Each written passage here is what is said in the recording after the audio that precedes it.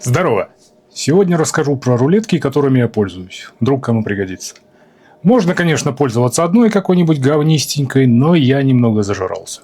У меня их 4 штуки, от всех остальных я избавился. 2 из них как основные и еще 2 скорее как вспомогательные. Сразу скажу, что все клипсы и шнурки я поснимал за ненадобностью. Итак, первое, самое часто используемое, это легкая 3-метровая с не сильно широким полотном. Для меня здесь был важен автостоп и шкала с 2 сторон. Использую ее в основном при резке разных материалов.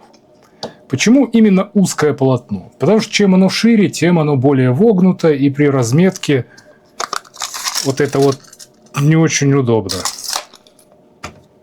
Поэтому рулетки типа Stanley Fatmax мне вообще не нравятся. Я ее подержал в руках, от одного только веса покупать расхотелось. Это у меня самая основная. Конкретно это фирмы Gross, но можно найти с наклейкой любого другого производителя. Вюрт там и так далее. Просто обычно Gross, да и Вюрт на абы что свой логотип не клеит. За годы использования она мне до сих пор не надоела. Она вся обрезиненная, поэтому, несмотря на частые падения, с ней все отлично. Полотно переламывается после 1,5 метров.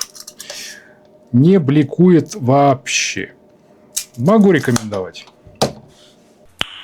Nice. Следующее – это 5-метровая Milwaukee с более широким полотном.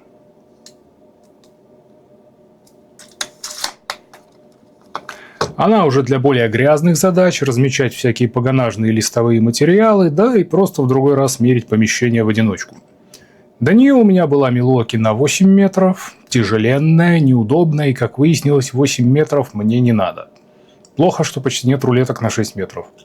Прожила она пару месяцев. Попав под дождь, на нее упало буквально пару капель, и ей пришел кирдык. Потом была модель с магнитом, я ее возненавидел.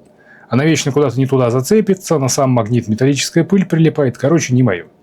Через какое-то время решил дать Milwaukee второй шанс. Попалась мне вот эта 5-метровая с автостопом. Эта модель уже из новой серии. За пару лет, как ни странно, не сломалась. Полотно спокойно держит 2,40.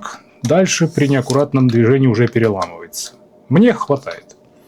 На солнце практически не бликует. Короче, норм.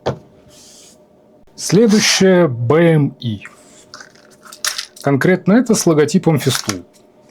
Фирменной расцветки. Есть тут циркуль. Ни разу не пользовался. Потому что про него вспомнить надо. Вставляем радиус в этом окне нужный. И погнали.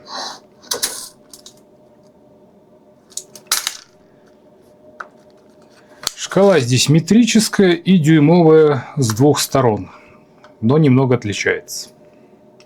От малейшего покачивания полотно переламывается после 60 сантиметров.